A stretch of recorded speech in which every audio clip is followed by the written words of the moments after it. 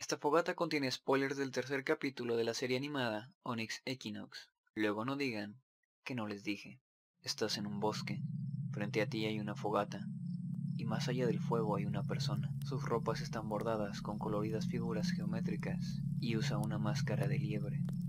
La persona te saluda diciendo: Saludos, viajeras y viajeros, soy Ursus, el bardo mexicano. Ya estamos en el tercer episodio de esta genial serie, que por cierto, en el podcast de Sofía Alexander, la creadora de la serie, dijeron que solo tendrá 12 episodios, así es que hay que hacernos a la idea de que será una serie corta. Pero esperemos que les den más temporadas, o cuando menos que comiencen a salir más series de este estilo, porque mucha falta nos hacen. Ahora sí, acomódense, que ya es viernes, comienza el fin de semana, prepárense un chocolatito caliente, un tecito, un cafecito, algo, porque, una vez más, vamos a hablar de dioses y mitología mesoamericana. Pero antes de comenzar esta fogata quiero hacerles una propuesta. Al hacer estas fogatas suelo investigar sobre lo que no sé y también sobre lo que ya sé para refrescar un poquito la memoria. Y mucha de esta información que investigo queda fuera de las fogatas porque si no serían como de 3 horas. Y aunque ustedes me dijeran que me escucharían 3 horas seguidas hablando de mitología mesoamericana, pues la verdad yo no creo poder grabarme tanto tiempo, pero además tampoco quisiera meterme a editar 3 horas de audio. Y los que han estado siguiendo mi canal, o bueno, cualquier canal en las distintas plataformas, ya sea YouTube, Evox, Spotify, Overcast y así, se habrán dado cuenta que he estado intentando subir fogatas los viernes, que son viernes de Equinox, y los martes, en donde subo alguna otra cosa. Por ejemplo, este martes pasado subí una llamada El romance en los videojuegos. Por lo que ahorita tenemos viernes de Onyx y martes de alguna otra cosa. Así es que aquí viene mi propuesta. Como ya dije, hay mucha información que se queda fuera de estas fogatas. Más que nada por cuestión de tiempo. Así es que, ¿qué les parece si hacemos viernes de Onyx y martes mitológico? Es decir, las fogatas de los viernes se quedarían exactamente como están, hablando de la serie, hablando de los dioses y los mitos que salen. Pero las de los martes serían casi pura mitología y muy poquito de Onyx o nada de la serie. Simplemente sería yo extendiéndome más en los mitos y algunos otros detalles que he estado dejando fuera. En fin, si les gusta esta idea, déjenme un comentario. Recuerden que solo leo comentarios en Evox y YouTube. Y para los que tengan Twitter, les dejaré un link en la descripción a una encuesta de Twitter precisamente sobre esto. Ok, ahora sí, el episodio. Como decía, por fin aparecieron los gemelos y como me imaginaba, son humanos, o bueno, parecen ser humanos hasta el momento. De hecho, uno de ellos mencionó que tienen sangre de campeón. Júntate con nosotros, niño, que tenemos sangre de campeón. Y no sé si eso es porque alguno de sus padres fue campeón en el juego de pelota o haya algo mágico involucrado. Esto último lo veo improbable por algo que mencionaré al final de esta fogata. En fin, agarremos corte. Primero vamos con el flashback. Aquí no hay mucha mitología, pero quería mencionar que los monstruos que salen al inicio del capítulo, los que persiguen a Aisel y a Nelly, están basados en unos animalitos llamados coatíes. A los coatíes, para quienes no los conocen, como yo, que realmente solo los conocía de nombre hasta que comencé a investigar para esta fogata, se les conoce por muchos nombres. Uno de ellos es coatíes, pero también como cuzumbos, cuzumbosolos, cuchuchos, gauches, gatos solos, mípalos, pisotes o misha o mishacho. Y en la realidad habitan desde el sur de los Estados Unidos hasta el norte de Argentina más o menos. Son animalitos muy sociables y pueden congregarse en grupos de hasta más de 50 individuos, así es que a nuestros protagonistas les salió barato que solo fueran como 5. Además son arborícolas, es decir, viven en árboles, o bueno, pasan una buena parte de su vida en los árboles, y se alimentan de insectos, reptiles, anfibios, mamíferos pequeños, pero también de frutos y semillas. Supongo que para estos monstruos, por el tamaño que tenían, Isel se veía como un mamífero pequeño bastante apetecible. Y siguiendo con el flashback, otra cosa interesante es que sale una mariposa monarca. Y no solo es interesante por lo característica que es esta mariposa, resulta que además había varias leyendas y simbología asociada a las mariposas en Mesoamérica. Una de las leyendas que encontré dice que viene de los aztecas, y aquí primero me quiero parar a hablar un poco de los aztecas y los mexicas, porque lo he estado pasando un poquito por alto. Para quienes no lo saben, los aztecas y los mexicas no son exactamente lo mismo. Hasta donde tengo entendido, los mexicas se separaron de los aztecas y eventualmente fundaron Tenochtitlán. Pero otros pueblos también se separaron de los aztecas al parecer. Así que podríamos decir que todos los mexicas eran o descendían de los aztecas, pero no todos los aztecas eran mexicas. No sé si me expliqué bien. Ahora, si estoy diciendo una pendejada, por favor, y de manera amable, siéntanse libres de corregirme en los comentarios. Aquí estamos todos para hablar sobre este tema, para discutirlo, para informarnos unos a otros. Ahora, ¿recuerdan que cuando les hablé de la Garceta, les dije que había un mítico lugar llamado Aztlán? Bueno, precisamente azteca significa que es o que viene de Aztlán, y mexica significa que es de México. Por cierto, aún parece haber un debate entre si Aztlán fue un lugar real o no. En fin, precisamente porque se ha usado mucho aztecas y mexicas de forma algo intercambiable, puede haber alguna confusión al respecto. También esta confusión parece venir un poco de la literatura en inglés, en donde algunos autores creyeron que decir mexica iba a ser confuso porque lo iban a confundir con pues mexicanos, y pues los mexicanos realmente no somos mexicas, somos mexicanos, hablando ya de el país, ¿no? De México.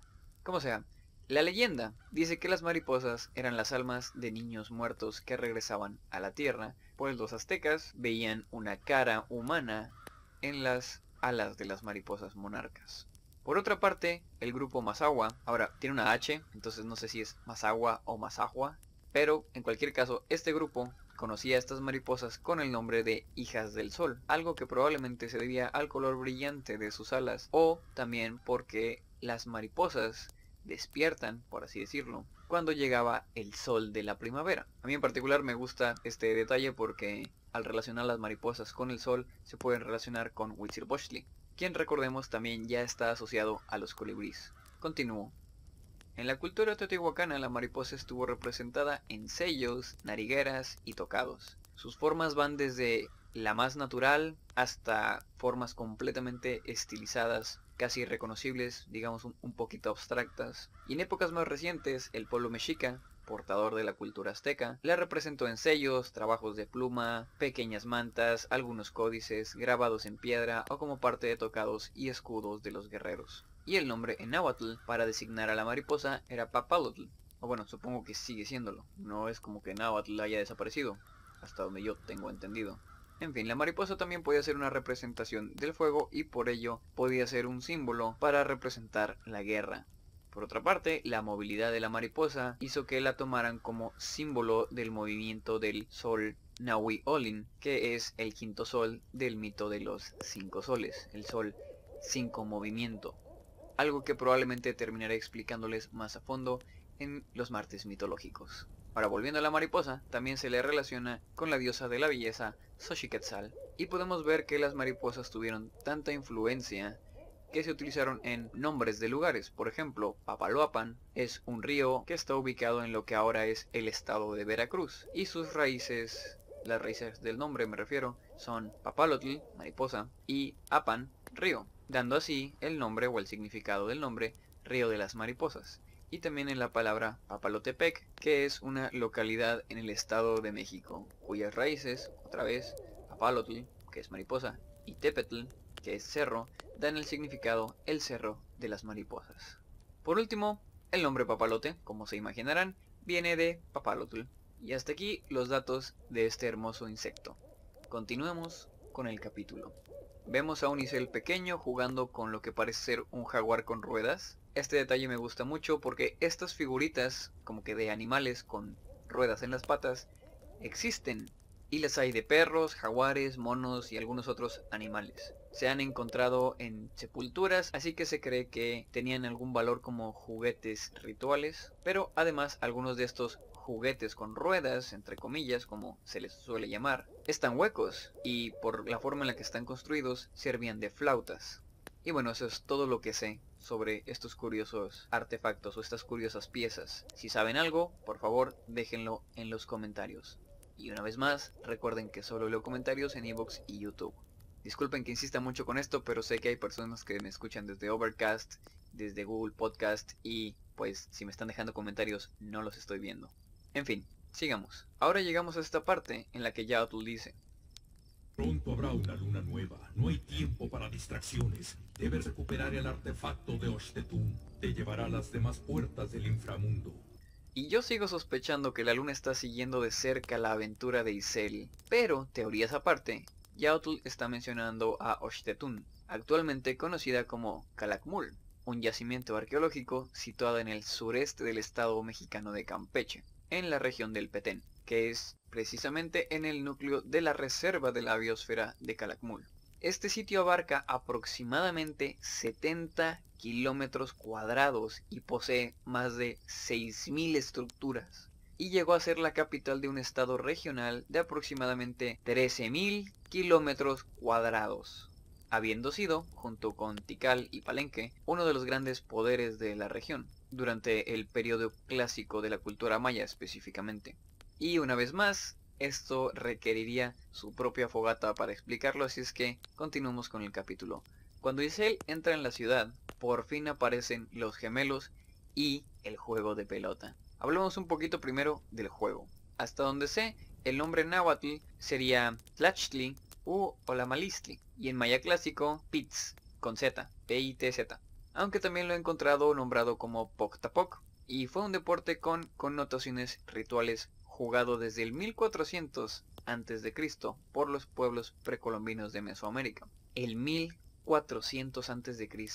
O sea, si lo piensan bien, más o menos unos 1400 años antes de que Jesús anduviera volcando mesas en el mercado, los pueblos de Mesoamérica ya andaban partiendo madres en el juego de pelota. Es un contraste interesante, ¿no? En fin, este deporte se practicaba tanto en la vida cotidiana como en celebraciones religiosas. Tengo entendido que en su versión cotidiana podían participar tanto hombres como mujeres. Era, vaya, un ejercicio de esparcimiento. Durante los milenios de la existencia de este deporte se han conocido distintas versiones en diferentes lugares. Y de hecho, una versión moderna del juego llamada Ulama se sigue practicando todavía en algunos lugares de México.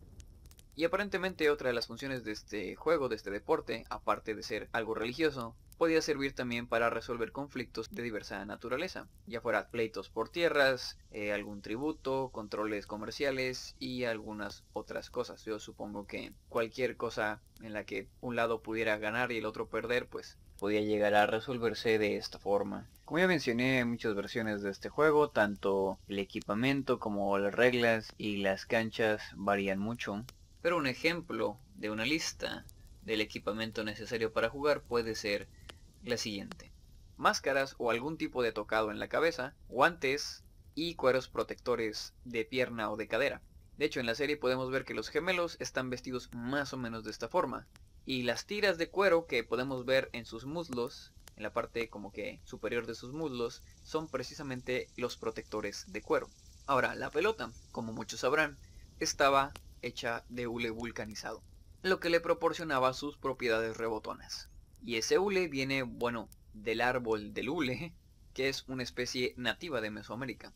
Y hablando otra vez un poquito del juego, cuando se hacía de forma ritual, se dice que los ganadores eran sacrificados a los dioses, algo que tendría sentido, pues los sacrificios eran importantes y tenían que ser pues de calidad, por así decirlo, así es que los ganadores serían una buena opción de sacrificio, pero no he logrado encontrar datos que respalden esta idea.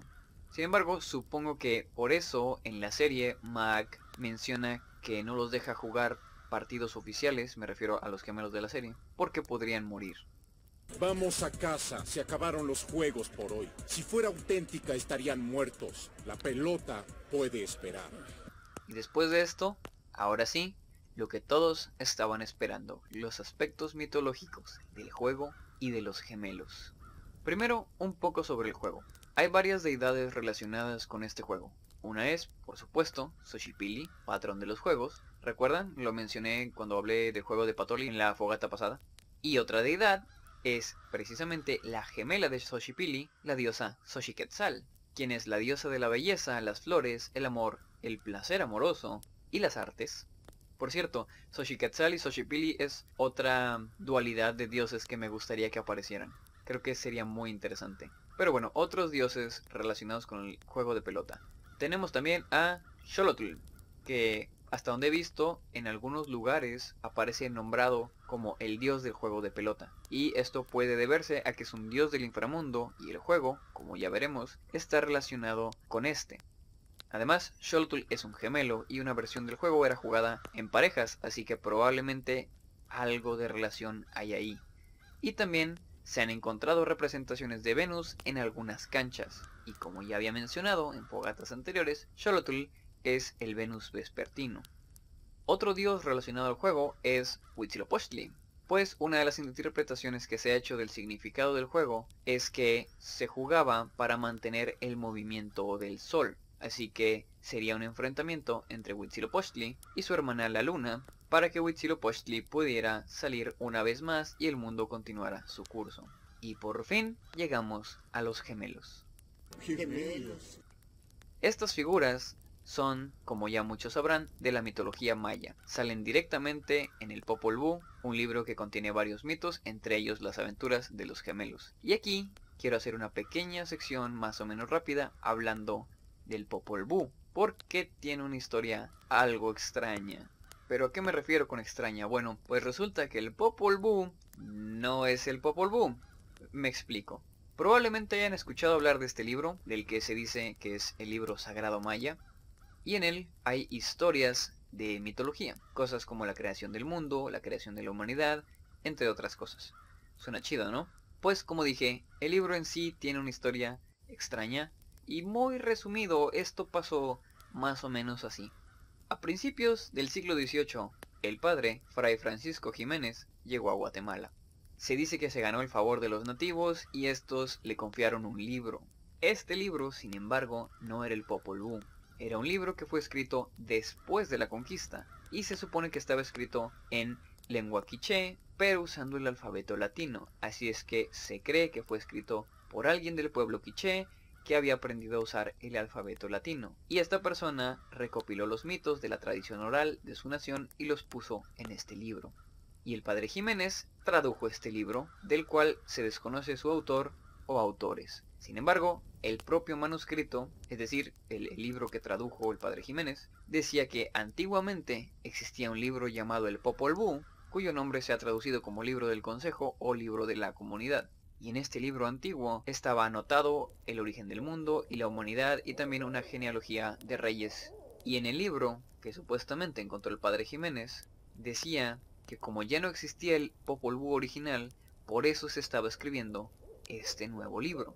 En fin, ese libro, sin título y sin autores conocidos, es un misterio, en especial porque ya no parece existir, no sabemos dónde está.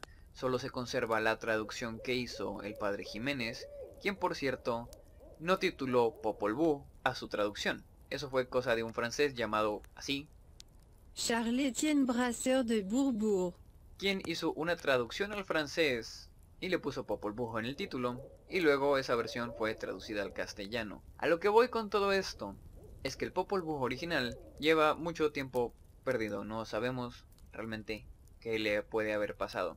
Así que si se topan con una copia del Popol Vuh, sepan que puede ser una copia de una traducción hecha del libro francés, que a su vez es una traducción hecha a partir de otra traducción que hizo un fray en el siglo XVIII de un libro que no sabemos de dónde salió ni dónde está, que al parecer era un intento de reproducir un manuscrito perdido hacía ya mucho tiempo.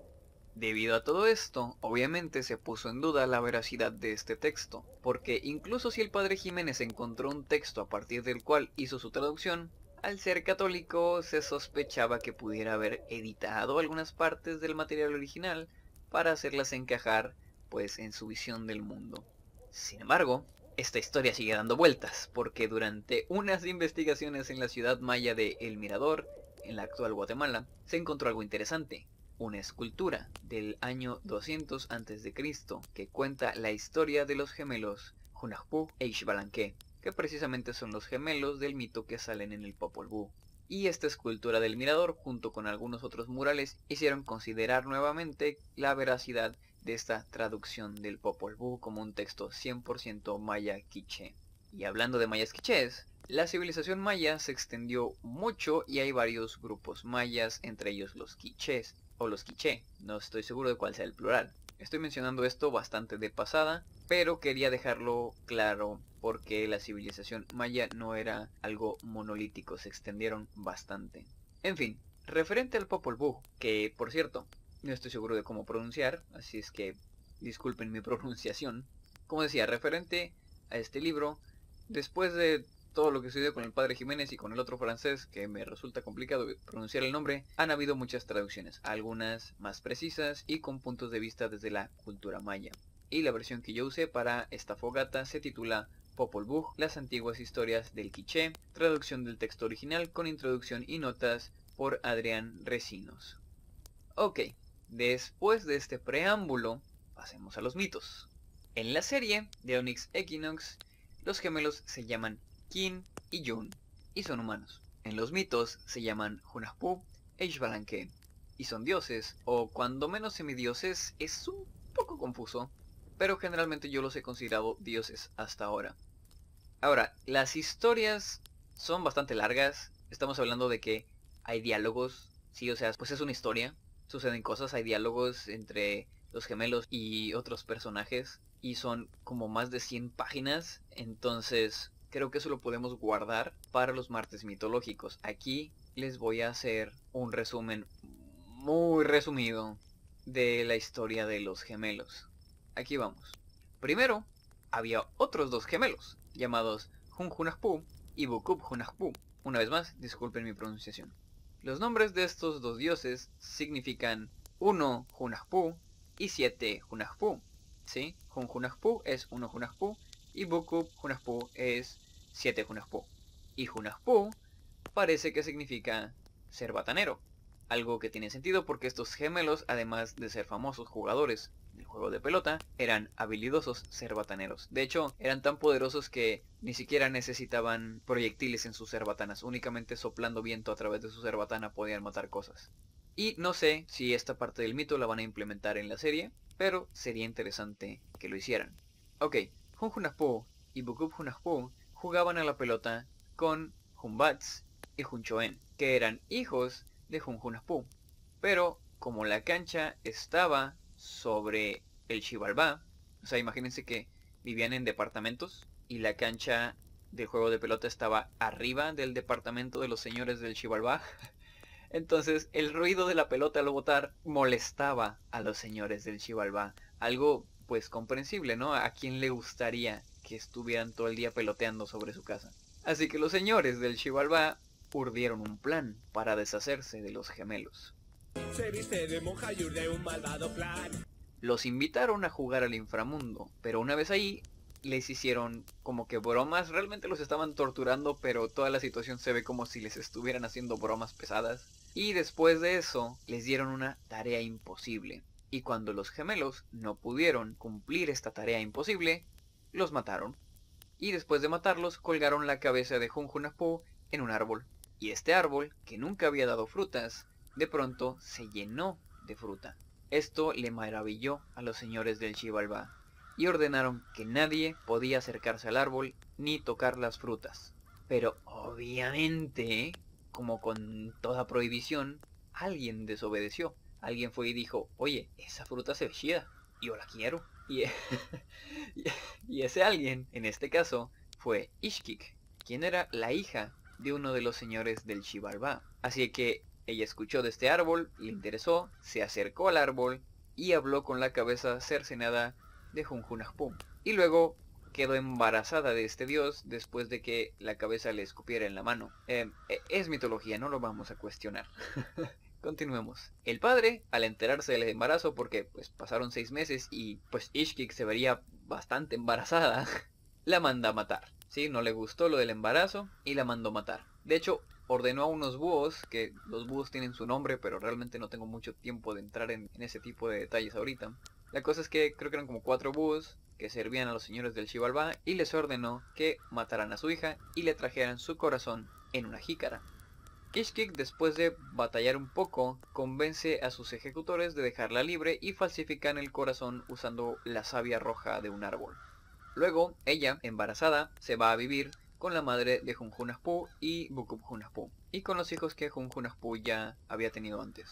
Sin embargo, la abuela y sus primeros nietos la tratan mal. Después de esto, nacen Hunahpu Age y también los tratan bastante mal. O sea, literalmente les daban las sobras de la comida, no los dejaban entrar en la casa, ellos se criaron en el campo. Y bueno, se menciona que Hunahpu e Ishbalanque son los herederos de sus padres, es decir, los gemelos anteriores. Ahora, se dice que Hunahpu e Ishbalanque son hijos de los dos gemelos anteriores, no sé si porque el árbol eran los dos gemelos y los dos embarazaron a Ishkik o algo así. No sé, es una cosa rara de la mitología que al parecer Hunahpu e Ishbalanque son una especie de reencarnación o una nueva iteración de los gemelos anteriores, o cuando menos eso es lo que yo entendí al estar leyendo los mitos. Y es algo bastante común en algunas mitologías tener precisamente como que reencarnaciones o iteraciones nuevas de deidades o entidades. Como sea, los nuevos gemelos también terminan jugando a la pelota y molestando a los señores del Xibalbá. Pero esta vez el ingenio de Hunahpu e Ishbalanque vencen las trampas de los señores del Xibalbá. O cuando menos casi todas. La cosa es que al final salen triunfantes. Y hasta aquí voy a dejar la parte de los mitos, porque como ya dije son bastante largos y algo complicados de explicar. Por ahí hay mosquitos y piojos que hablan y es un poco complicado mantener la información relevante para lo que estamos hablando de la serie. Lo importante de todo esto es que los gemelos son figuras relacionadas al juego de pelota, pero también al inframundo, específicamente a vencer deidades del inframundo y a usar cerbatanas, que no lo hemos visto en la serie, no sé si lo vayamos a ver, podría ser interesante. Sin embargo, como ya he dicho, la serie no tiene que ser fiel a la mitología, pero siempre es un gusto ver cuando se acercan bastante a los mitos originales. Ahora, hablando de la serie, Yaotul menciona algo curioso. Dice que la pelota en realidad es algo así como una brújula. Y los propios gemelos dicen algo similar. Cuando están en el templo en donde se encuentra la pelota, mencionan que Hunahpu e Ishbalanque viajaron por el inframundo guiados por la pelota. Esto no es así en los mitos, la pelota simplemente es una pelota, pero me gusta mucho el detalle, me gusta cómo están armando toda la construcción de mundo para que todo esté relacionado de alguna forma. Algo que sí quiero mencionar hablando de la pelota es que en la serie es un artefacto olmeca. Lo podemos saber porque su magia es color rosa. Esto es algo que se explica en el podcast de los creadores de la serie, link en la descripción, en donde mencionaron que la magia de los artefactos olmecas es toda de este color, que según recuerdo está basado en el rosa mexicano. Y hablando de colores, quiero mencionar algo conocido como el azul maya. Es un color que ya hemos visto en capítulos anteriores. De hecho, la escena más característica en el que sale es cuando sacrifican a Nelly. Sí, la pintan con varias líneas de este característico color. Y la verdad es que no hay mucho que yo les pueda decir del azul maya, pero en la descripción les voy a dejar un link a un video que explica cosas muy interesantes. Les puedo adelantar que este pigmento involucra, créanlo o no, nanotecnología. Les recomiendo ir a ver el video, obviamente después de que terminen de escuchar la fogata, pero en fin, volvamos a Onyx. Retomando la idea de los artefactos olmecas, los guardias que cuidan la ciudad, es decir, la puerta de la ciudad, tienen en sus lanzas piezas de esta tecnología. Así que podemos ver que no todos los artefactos están enterrados y perdidos como la piedra vieja del primer capítulo. De hecho, me gustaría ver qué otros artefactos han recuperado, qué están haciendo con ellos. Ok, esa era solo una pequeña nota que quería hacer sobre los artefactos. Volvamos con los gemelos. Vemos que en la serie hacen referencia a la pelota mágica. ¡Esa pelota es nuestra! Como ya había mencionado, en el mito, Hunahpu e Ishbalanque son los herederos de los gemelos anteriores. Y en la serie mencionan a estas figuras mitológicas, así es que Qin y Yun parecen estar convencidos de que son los herederos de Hunahpu e Ishbalanque, lo que haría que fueran la tercera iteración del mito. Algo muy interesante porque, hasta donde sé, los mayas veían el tiempo como algo cíclico y había acontecimientos que estaban destinados a repetirse. Otro paralelismo interesante con el mito en la serie es que los gemelos simplemente querían jugar a la pelota, pero un emisario del inframundo, en el caso de la serie Yaotl, los obliga a ir en un viaje. En el mito fueron a las 5 casas del Xibalbá y en la serie van a ir a las 5 puertas, o bueno, 4 porque Isel ya cerró una. Así que creo que esto puede ser otro detalle que soporta mi idea de que las 5 puertas en la serie están cuando menos remotamente relacionadas con las 5 casas del Xibalbá. Por cierto, no quiero alarmar a nadie, pero Yun, el gemelo del cabello largo, tiene algo conocido como la coleta de la muerte. Para los que no ven anime o nunca han escuchado este término, es un peinado donde la coleta cae hacia el frente por uno de los hombros, y en muchos animes los personajes que tienen esta coleta pues mueren. Es básicamente un meme en la comunidad de anime, pero también es un patrón que han seguido muchas series, así es que pues tal vez algo malo le pueda pasar a Jun. Pero insisto, no quiero alarmarlos. Ok, sigamos. Después vemos la escena de la casa donde Isel confronta a Mahak, quien vendió a Isel y a su hermana cuando eran más jóvenes. Oh, la serie se está poniendo mejor con cada capítulo, pero me distraigo. En estas escenas vemos una estatua en la casa, que es de lo que yo quería hablar. Esta estatua representa una mujer sentada con una serpiente enrollada en los hombros. No estoy seguro de qué deidad pueda ser. Vaya, yo estoy creyendo que es una deidad porque es una estatua. Así es que no estoy seguro de qué deidad podría ser. Pero por la ropa y la serpiente podría ser Ishel, la diosa de la luna, a la cual pues se le representaba también a veces sentada y con una serpiente en la cabeza específicamente. La primera vez que vi el capítulo pensé que podría ser una deidad relacionada al mito de los gemelos, pero la verdad es que no logro encontrar características en la estatua que soporten esta idea. Si ustedes saben quién es esta estatua o tienen alguna teoría al respecto, por favor déjenla en los comentarios. Ok, luego vemos a Kim y Jun discutir con Mac sobre el juego de pelota, que si no los deja jugar, que si se van a morir, que si Mac tiene secretos, bla bla bla. Y los gemelos terminan diciendo, bueno, pues nos vamos de la casa, pues total. Y este es otro paralelismo con el mito, pues en el mito, la abuela de Hunahpu e Ishbalanque les ocultó la pelota y todo el equipamiento para jugar porque sus padres habían muerto debido al juego de pelota. Los gemelos del mito, al enterarse de esto, logran recuperar las cosas junto con la pelota y se ponen a jugar, lo que, bueno, los lleva a molestar a los señores del Xibalbá y a ir al inframundo, como ya había pasado antes, justo como la abuela temía. Y bueno, ese era otro paralelismo curioso que quería mencionar. Ahora, hablando de los gemelos de la serie otra vez, como podemos ver son confiados y se nota que han tenido una vida muy acomodada. Y a pesar de que no son una representación como que particularmente fiel de los gemelos de la mitología, en especial porque no tienen cerbatanas, en la serie conservaron lo que me parecen los aspectos más importantes de estas figuras. Por una parte, su sentido de superioridad, es decir, ellos creen que son los mejores del juego de pelota, digo, tal vez lo sean, pero independientemente de eso, debido a que son los mejores en eso, pues creen que están por encima de otras personas. Y por otra parte, lo cómicos que pueden llegar a ser. Y no me refiero necesariamente a que ellos sean graciosos, que se la pasen haciendo chistes. Me refiero más a la actitud que tienen ante las cosas. Y también por las situaciones en las que terminan metiéndose. La verdad es que no puedo esperar a ver cómo exasperan a Yaotul. O sea, si Yaotul ya estaba harto con Isel, imagínense cómo se va a poner con estos dos revoloteando a su alrededor. En especial porque no se puede deshacer de ellos porque están ligados a la pelota y necesitan la pelota para cerrar las puertas. No sé, me emociona mucho pensar en el desmadre que van a hacer.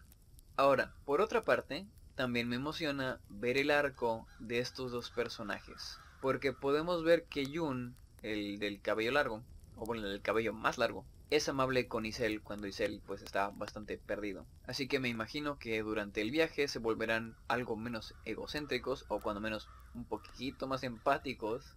Y pues me gustaría ver ese crecimiento en ellos. Pero no solo me gustaría ver el futuro, ¿no? O sea, cómo van creciendo como personas. También me gustaría ver algo de su pasado. Como vimos a lo mejor un poquito del pasado de Isel en el flashback al inicio del capítulo. Porque hay un detalle curioso que menciona Kim, uno de los gemelos. Y es que, como ya dije, casi al principio de esta fogata, tienen sangre de campeón. Entonces, no sé si en algún punto vamos a averiguar qué significa eso. Yo supongo que sí. Parece una de esas frases que serán importantes más adelante. Y ya llegando al final de esta fogata y del capítulo, vemos precisamente en la escena final que alguien encuentra a los cuerpos de los guardias muertos. Y parece ser Ciania, Y me parece curioso que apareciera precisamente en este momento porque ha estado desaparecida desde el primer capítulo. Sin embargo, parece estar siguiendo a Isel.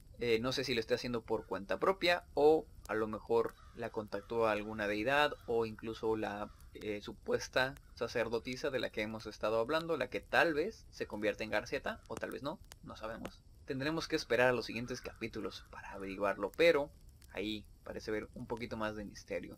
Y ahora el comentario final que quería hacer es este. Dije que los gemelos en la serie podrían ser semidioses, o sea, tal vez descendientes de Hunahpu e Xbalanque.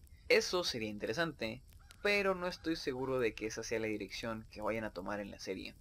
Pues el plan de Quetzalcóatl es cerrar las 5 puertas del inframundo. Y eso va a causar que se corte la conexión con ese lugar y todos los dioses que se queden dentro del inframundo cuando las puertas se cierren morirán de hambre porque ya no van a recibir sangre. Pero creo que el plan de Quetzalcóatl se extiende todavía más allá. Creo que el final que él está planeando es eliminar a todos los dioses, él incluido, y dejar a la humanidad para que se valga por sí misma. Esto lo digo más que nada por cómo es Quetzalcóatl en la mitología. En una de las versiones de los mitos, él propone que los dioses se sacrifiquen para poner en movimiento al sol y que así la humanidad ya no necesite derramar sangre, liberándolos así de esta especie de impuesto de sangre que tienen. Entonces, yendo por esta línea de pensamiento, creo que todos nuestros héroes, excepto Yautl y tal vez el ajolote, serán humanos y al final de la serie los dioses desaparecerán. Pero es solo una idea que tengo, ya veremos por dónde se van. Oh, y otra cosa que quería mencionar es que Hunahpu e Xbalanque, si andan vivos por ahí, porque los mencionaron, no sabemos si están vivos o no, me gustaría que tuvieran un partido contra Qin y Yun. O sea que a lo mejor Qin y Yun se los encuentran y es como conocer a sus héroes, pero luego resulta que los gemelos del mito pues son incluso más mamones que Qin y Yun, y sería interesante verlos enfrentados en un partido.